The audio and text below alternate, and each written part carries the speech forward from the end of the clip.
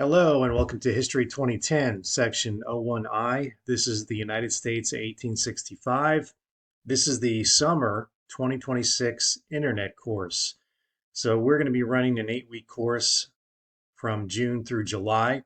Um, Something like an A term or B term that you would take during the semester, whether that be in the fall or the spring. And I'm the professor for the class. My name is Dr. James McDonald. And this is going to be a short, I promise, video that will give a little bit of an introduction orientation for the class requirements along the lines of, hey, if we were in the classroom, we were all sitting down together, we'd be able to go over this, look at the syllabus, talk about the course requirements, and get you started the right way from the get-go. It's very straightforward, this class, I promise you. This is a class designed for you to succeed. It's based on reading of the textbook that you will find right here. This e-book administration, when you click on it, you're going to need to set up an actual login with the publisher. Very simple to do. Username, password, and all that. And this will get you to the actual book itself. We're going to be using America, A Narrative History. This is the brief 13th edition and the first volume, because we're going to be dealing with the first half of U.S. history from colonies, America before Europeans, Africans came to the New World, whether enslaved or as explorers and settlers, looking for various resources and with their own motivations. So we're going to be reading the first 14 chapters of the book. So the class is fairly fast-paced with the understanding that we're doing a whole semester in half the time. But the work is manageable. And it's the summer, so you don't have the full load of classes. So I'm going to pull up the syllabus. We'll use that. The syllabus is very straightforward and simple. I don't like to load it with extra information that you don't need. Everything is basically found in Moodle. So we'll look at that as we go along, and I will pull it up right now. Make sure I get all my tabs working correctly. Here we go. So there I am right there. The phone number you can call, but the best way to communicate with me is through email. My last name is spelled MAC, so it's macdonaldj@nsula.edu. You can look at the course description and objectives. I'm not going to read everything in detail. The readings that you need to keep up with are right there in the ebook, and the exams are based on the readings from the text and a study guide that I'm going to provide before every exam. Very straightforward. So you can see some of the information as far as the number of exams. There's going to be 4 in the course of the class, and the 4 exams make up most of your grade, so 75% of your grade. All 4 exams are not comprehensive, and they're made up of 50 questions. And the exam questions come from a study guide and a test bank that's created from questions directly from the textbook. So what we'll do is give you the 4 exams, and we're going to drop the lowest test grade. So you'll take all 4. Your lowest will be automatically dropped. And then the other part of your grade, the other 25%, is made up of 4 discussions that happen in the course of the semester. And they're based on either a short video or a document that you need to read, a primary document as they're called, meaning it came from the time period. A political speech, the Declaration of Independence was a primary document from obviously the 1770s. And the discussions you need to complete, there are requirements for it that I will talk about. So there's 4 of them. They're all worth 25 points, and they make up a quarter of your grade. I'm just going to recommend to you that you do them all, and you do them all on time. The discussion board rubric you will find right here. I want you to treat this as a writing exercise. So capitalization and all of the punctuation is required to be correct, as is spelling. This is not a text message that you're dropping in. You're going to be writing in your own words. Okay, it's not going to be taken off the internet. Right here we have the AI statement for this class, which you should see in most, hopefully, most course syllabi across campus. Don't AI your answer, whatever method you use. Don't copy and paste it off the internets. I will be able to tell. I want you to answer the discussion in your own words. They also need to be, each of the discussion, at least 150 words. Not a lot. The first one is based on the Crash Course video series. You're going to be watching a video on what's called the Black Legend, and the question is included right in the description. Describe the Black Legend and focus on some of the challenges that the Spanish faced in their efforts to begin colonies. They had kind of a head start with all of their European rivals. So you watch the video link right here. It'll open the YouTube channel for Crash Course, and you click this tab to answer the discussion. You don't have to have a back and forth with other students, but once again, you need to realize, follow all of the expectations in the discussion or you'll be graded accordingly. And they have to be 150 words in your own words. And they have to be on time. Week 1, it's due end of the day Friday, the 12th of June. Okay, not the 13th or 14th or beyond. I don't also accept work at the end of the semester because you forgot to do any of them at all.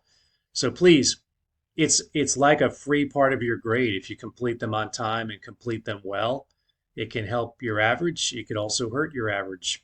Students in the past don't do them, and they go into, your final grade kind of computing it all together, and they've got an A on their exams but haven't done any discussions, and then at the end of the day you don't get the grade that you want. So please complete them. There's 4. They're essentially every other week. I don't give you a discussion that on the week that you have an exam. So the study guide, which you will have for every single exam, is a Word document, and I believe I have that open as well.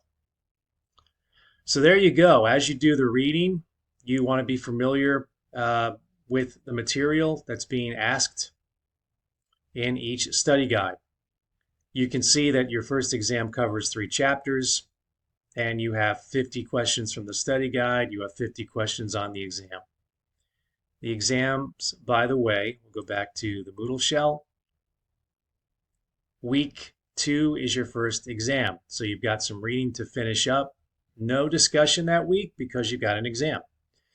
So here are your outlines for that. I can click on that if you'd like to see those. That's basically the major points, topics that you need to be familiar with. I put them on there because students have found them helpful. So you can use those, but you're already going to be working off the study guide for exam 1 in the first 2 weeks. And then you have the exam open. The exams are open, go back to the syllabus, from Friday to Sunday. So if you see here, discussion 2, we're getting ahead of ourselves here. Here we go. Exam 1, June 19th to the 21st, which is Friday at 8 o'clock until Sunday at 11 o'clock. The one exception will be the 4th of July week, where I'm going to open it a little bit earlier. So you have some extra time to complete the exam. So don't complete it, start it late. It'll close you off after 11 o'clock on that Sunday. So you have essentially almost 3 days to complete the exam. Very straightforward. And you click here, the clock starts, the questions are scrambled, the answers are scrambled. You do not have to have a proctor for the exam, but I also would recommend you not using the time in the exam to look up answers. You're going to have to complete 50 questions in 60 minutes, so a little bit more than 1 question every minute. So get that done, and you're all set to move on to the next week. Week 3, no exam, but you're going to have a new study guide because we're working on a new section of the class, and you have the second discussion.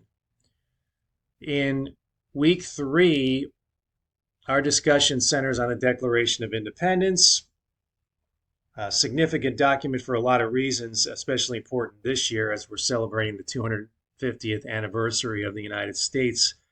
And I think in general, people should read it. So you should read it and answer in your own words. Again, it's very tempting to just say, I'll just plug this in and get a quick answer. I don't want you to do that. You've been warned. If you do it, you will not get credit for it. I don't do do-overs either. So the big thing with the discussions are number one, complete them. Number two, 150 words. And three, in your own words. All right. I want to see you and your critical thinking skills when you answer the question. Okay. So let's go back to the syllabus. That's the study guide. There we go. So I'm pretty good about answering email, although I probably keep different hours than all of you because I'm a middle-aged man and I don't stay up very late, but I'm usually up early in the morning. So any questions and concerns, please don't hesitate to email me. I'm not really keeping any time in the office on campus during the summertime, so the email is the way to reach me. And the second page of the syllabus essentially has all of the due dates and the assignments. You can find also in Moodle the university policies and any links that you might need. That's a Word document that's right there. We put it there instead of on the syllabus. Again, I just like to keep everything very straightforward, very accessible, and very easy to negotiate. So we have a whopping 2-page syllabus. Again, you'll find everything you need to get the classwork done on Moodle. So Moodle is where obviously you go to get it done, but also it gives you a reminder of your assignments, what you need to do in a given week. The syllabus does the same thing, only it's just not, an active web page. So week 1, you've got the first discussion and to begin the reading. Week 2, you've got 2 more chapters to read, work your way through that study guide. You don't have to turn the study guide back to me. It's for your own use. And at the end of the week, you've got your first exam. And the due date is there, just as it is stated in Moodle. And that's essentially it until we get to the end of the semester. Okay, 4 exams, 4 different discussions, and that makes up your grade. Again, a student-friendly class, if you've ever seen one, designed for you to succeed, designed for you to learn about the subject of history, early American history, before we were even the United States. And so that's why I think it's a particularly interesting part of our origin story, you might call it. So I would like for you to learn to interpret and look at issues of our past, to comment on them in the form of writing in the discussion boards, and then to test your knowledge. Okay, so read the book. I know books aren't a lot of fun. This textbook's pretty good in a world of textbooks that are like really, really boring. This one is lively, and I think you'll enjoy it as far as textbooks go. I can't promise you'll enjoy it, but you need to do the reading so that you succeed and do well on the exams. So once again, everything you can find is on Moodle. The syllabus is there just to give you some general information and to remind you of the due dates going forward. So I hope you enjoy the class. If you have, again, any questions, concerns, or issues during June or July, don't hesitate to contact me. I will get back to you as quickly as I can. And I hope you enjoy the semester. I appreciate you being in the class and getting some work done in the summer. And so going forward, just have a great time and hope you learn a little bit about early American history.